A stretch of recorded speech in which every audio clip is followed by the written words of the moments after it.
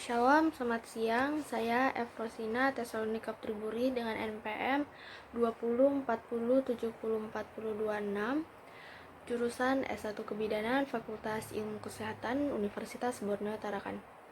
Di sini saya akan menjelaskan tentang materi yang saya rangkum kemarin, materi bab 2 dengan judul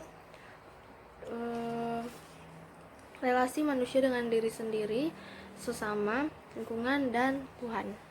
Nah, dalam posisi ini juga manusia itu bukan hanya dikatakan tidak bisa hidup sendiri, tapi mereka itu bisa tumbuh dan berkembang dengan diri sendiri, sesama, lingkungan, dan Tuhan. Jadi manusia ini mereka itu beradaptasi seperti itu. Jadi mereka itu bisa tumbuh dan berkembang secara beradaptasi.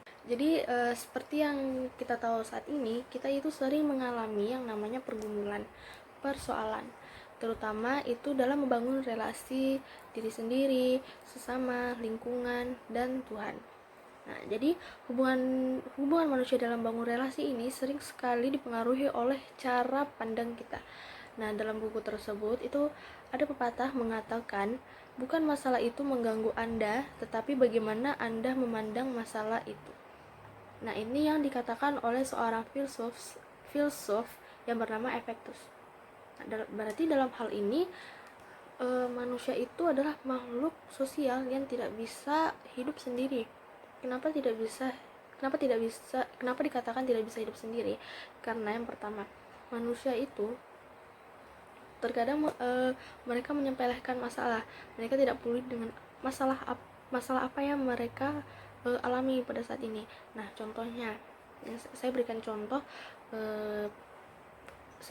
pada saat ini ya. Contohnya itu kayak mahasiswa.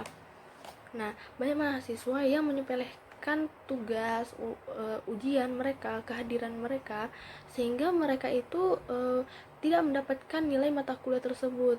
Nah, karena ketidakpeduliannya mereka, jadi mereka itu akan mengulangi mata kuliah yang mereka tidak hadir, atau mereka remedial, atau mereka tidak pernah mengerjakan tugas. Itu mereka akan mengulang kembali mata kuliah yang mereka tidak pernah ikuti, seperti itu. Nah, yang kedua, ada juga manusia yang terkadang bingung seperti itu.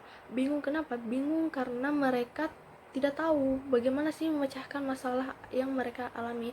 Nah, contohnya waktu itu ada berita mahasiswi sekolah, anak SMA itu dia bunuh diri karena diputusin pacarnya. Nah, contoh seperti itu dia tidak tahu bagaimana caranya untuk menyelesaikan masalahnya seperti itu.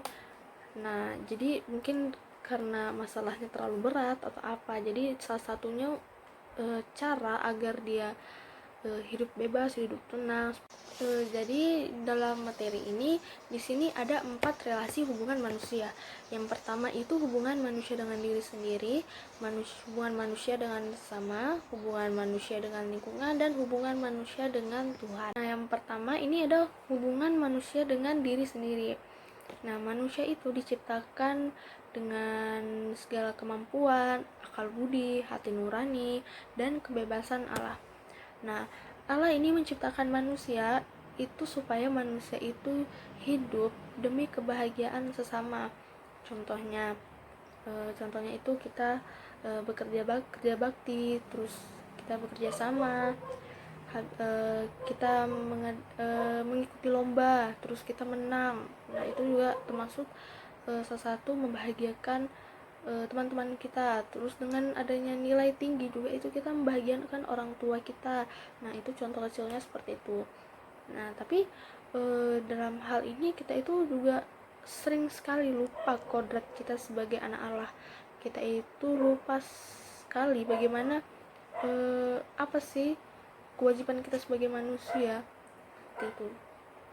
Nah, dalam kitab Kejadian pasal 3 ayat 7 itu mengatakan, maka terbukalah mata mereka berdua dan mereka tahu bahwa mereka telanjang, lalu mereka menyemat daun pohon ara dan membuat cawat. Nah, dalam kitab Injil ini berarti mengatakan manusia ini menjadi asing bagi Allah, asing bagi diri sendiri, terus asing juga bagi sesama manusia. Nah, berarti terkadang di sini juga banyak manusia yang tidak bisa mengenal diri sendiri ya, tidak bisa mengenal dirinya dengan baik. Nah contohnya ada contohnya bunuh diri, seorang siswa bunuh diri karena diputusin pacarnya. Berarti dia ini tidak bisa mengenal dirinya sendiri, seperti itu. Apa yang harus dia lakukan, apakah dia harus melakukan bunuh diri dengan cara ini, dia melakukan bunuh diri seperti itu. Padahal kan ada cara lain seperti itu kan, tanpa harus bunuh diri kayak gitu. Nah ada juga manusia yang yang mampu mengenal dirinya dengan baik. Nah jadi manusia yang mengenal dirinya dengan baik itu akan menentukan sifat atau sikap dan tindakan yang baik juga. Yang kedua itu hubungan manusia dengan sesama. Jadi hubungan manusia dengan sesama ini berperan sebagai makhluk yang individu dan makhluk yang sosial. Nah, makhluk individu dan sosial ini dapat dibedakan melalui hak dan kewajiban.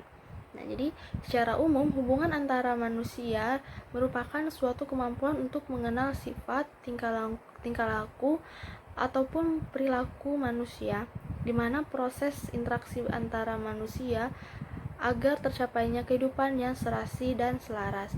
Nah, jadi proses interaksi antar manusia ini itu menciptakan suatu hubungan yang serasi dan selaras. Nah, ada juga kalau kita lihat saat ini ya, di kehidupan sehari-hari kita itu ada juga hubungan relasi ini menjadi kandas. Jadi ada hubungan relasi manusia ini itu menjadi kandas. Nah dalam arti sifatnya semu itu maksudnya kayak terlalu mementingkan diri sendiri. Nah maka dari itu banyak hubungan relasi manusia, contohnya kayak persahabatan, itu menjadi permusuhan. Nah dengan adanya sifat keegoisan diri sendiri itu kita menjadi tidak dihargai sesama manusia maupun ciptaan Allah. Selanjutnya itu yang ketiga, hubungan manusia dengan lingkungan. Nah jadi Tuhan itu menciptakan alam atau lingkungan dan memberi semua kuasanya itu kepada manusia agar manusia itu bisa hidup secara bersama. Nah manusia itu tidak dapat dipisahkan dengan alam. Karena apa? Karena manusia itu sangat bergantungan dengan alam. Nah dalam lingkungan alamnya sendiri itu manusia hidup dalam sebuah ekosistem, yaitu suatu unit atau fungsional dari makhluk hidup. Nah contohnya itu seperti tumbuhan, terus hewan-hewan, air, terus itu semuanya alam yang Tuhan berikan itu sangat dibutuhkan oleh manusia seperti itu. Nah Tuhan itu memberikan semua agar manusia itu menjaganya dengan baik, tapi banyak manusia yang tidak menjaga dengan baik. Nah banyak keegoisan manusia itu yang membuat kerusakan, itu yang akan membuat kerusakan alam.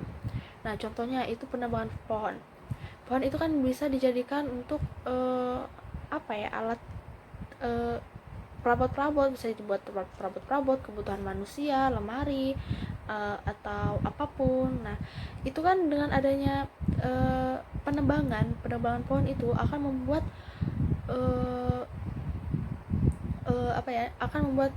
hutan itu menjadi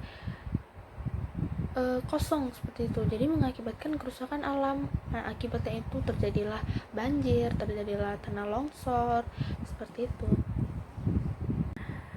Baik, selanjutnya yang keempat itu ada hubungan manusia dengan Tuhan. Nah jadi hubungan manusia ini memiliki dua hubungan, yaitu hubungan vertikal dan hubungan horizontal. Nah hubungan vertikal ini itu merupakan hubungan dengan Tuhan. Jadi hubungan ini sangat pribadi, individual, dan spiritual. Nah dalam membangun relasi dengan Tuhan itu manusia sangat berpengaruh oleh kehidupan sosial manusia dengan relasi dirinya sesama, tetapi dipenuhi dengan kepalsuan. Seperti itu. Mungkin itu saja penjelasan dari saya, kurang lebihnya mohon maaf. Terima kasih.